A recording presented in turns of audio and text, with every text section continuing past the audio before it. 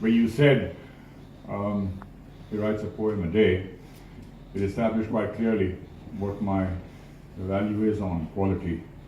And I have this sinking feeling that you're now about to ask me for your money back.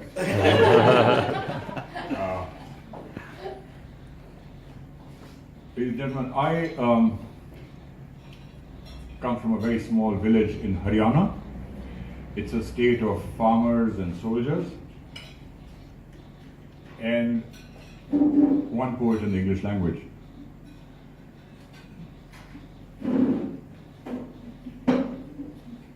I've been working as a poet for 25 years because my state has been under great stress and duress. The land mafia are taking away the prime farmland from farmers to build very elegant farmhouses for non-resident Indians. People who live in other countries make their fortunes there but want to have a nice place back because your money multiplies 50-fold. And we've been fighting them for a long time. So, for me, writing poetry is exactly like farming. And I will beg you to excuse me if you find yourself shortchanged. But for me, it's like carpentry or masonry. It's like work that has to pay the bills. And it's done that for me for 25 years, and I'm grateful. So with grace, I offer you my first poem. You called in the spirit of a poet who has passed. Little poem for her. Beyond this ephemeral curtain of breath, beyond this ephemeral curtain of breath, call one side life, call one side death. Surely there lies something not found here.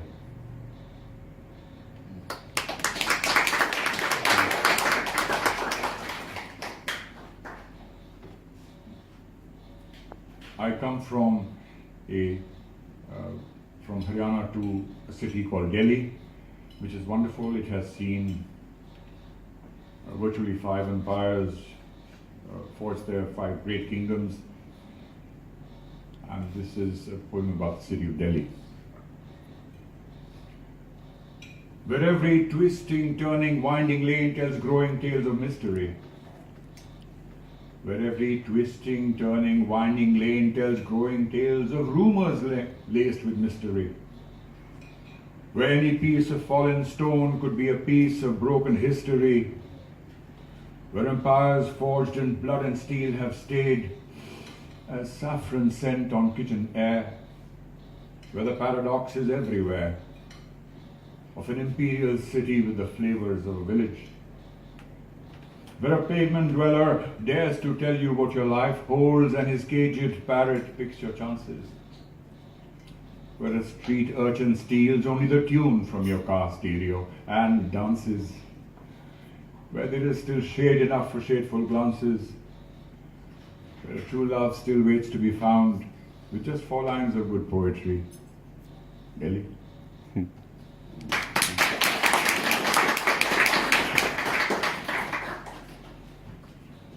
You know, I enjoy reading poetry in Australia very much.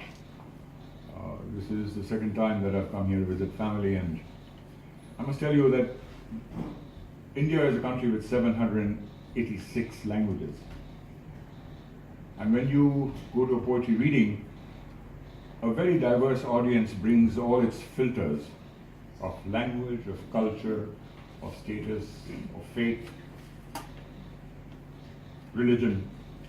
I do not believe that faith and religion are necessarily the same thing. And even spirituality. And you're lucky if you can get 30 words and pass those filters out of 100.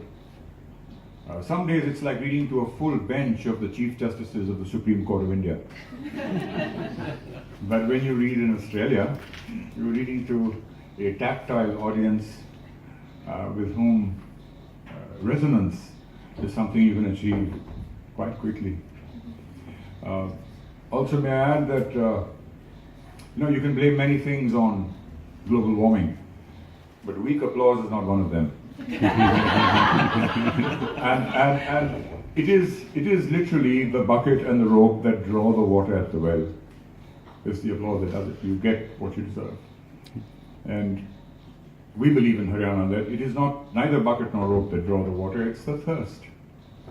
So we need proof of life and signs of thirst to quench with poetry.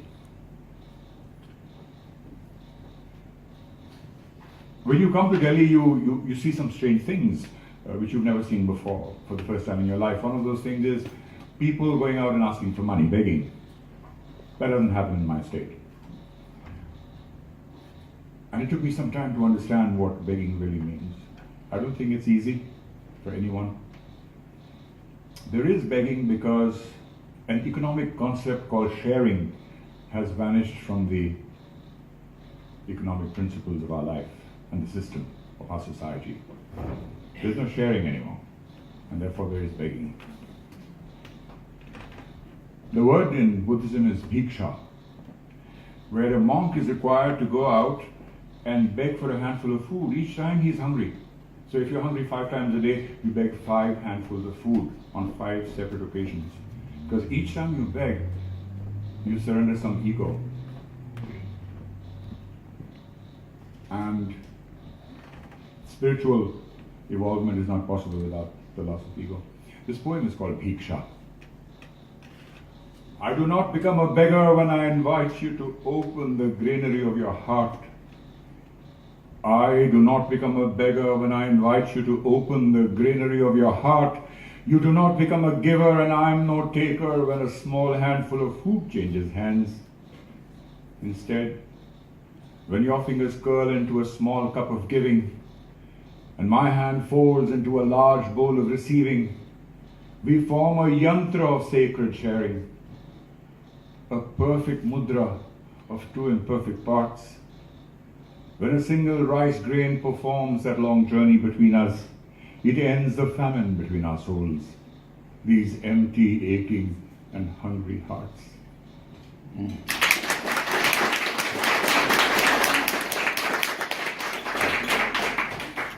I hope that you're going to give me a heads up before the clarion rings out. Yes?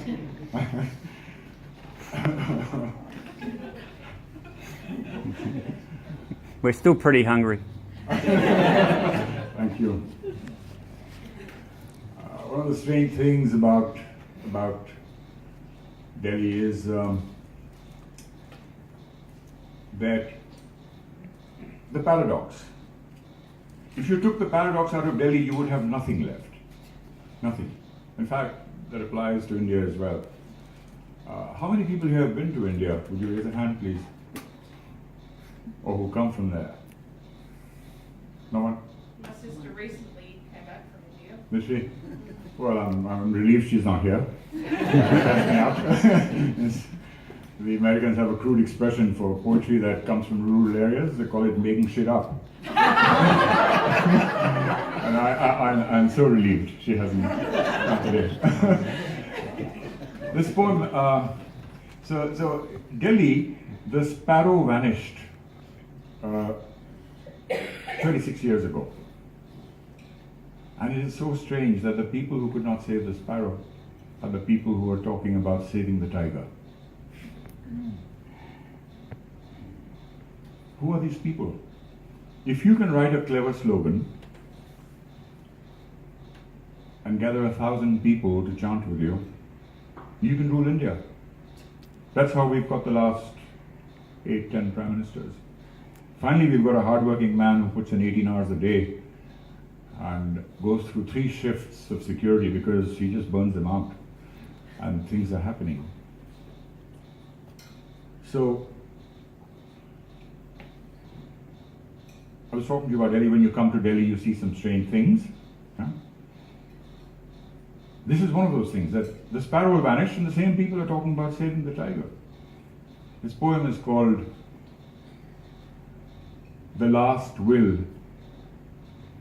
and Testament of the Tiger. It's a poem that is written for NDTV, India's leading television channel. They ran a a telethon to save the tiger and raised $2 million. And eventually a media house acquired the rights to the poem, the global rights to the poem, for what is arguably described as the largest sum ever paid for a single poem.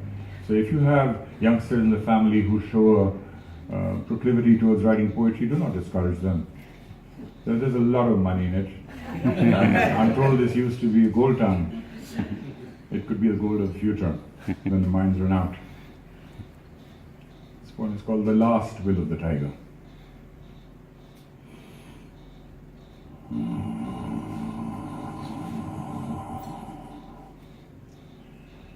When you have stolen my skin from my entity and removed the roar from my life, O hunter, wield the skinning knife with some grace, a little skill. For I to have hunted and killed many, many, many times, but every kill was a prayer and praise of the Creator.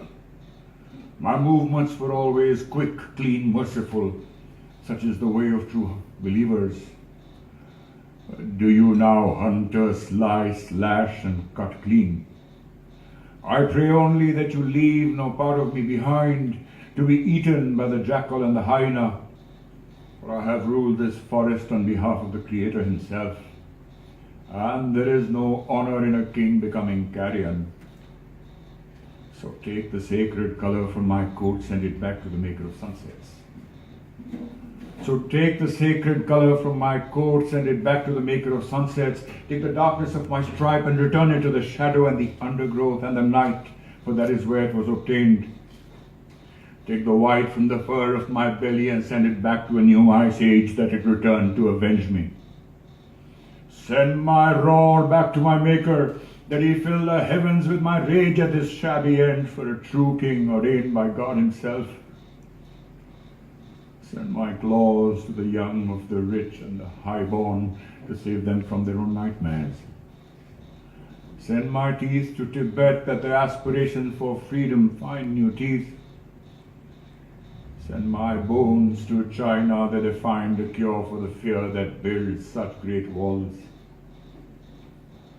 Send my fat to Singapore that they learn to make a balm that is mine, not merely a name.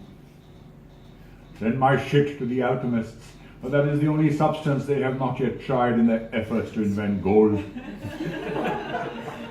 Give my entrails to whoever shall have them, but hang on to my eyes, you puny murderer, that your tribe might know that you did not fell a creature beneath you, that I looked you in the eye and did not flinch when you shot me.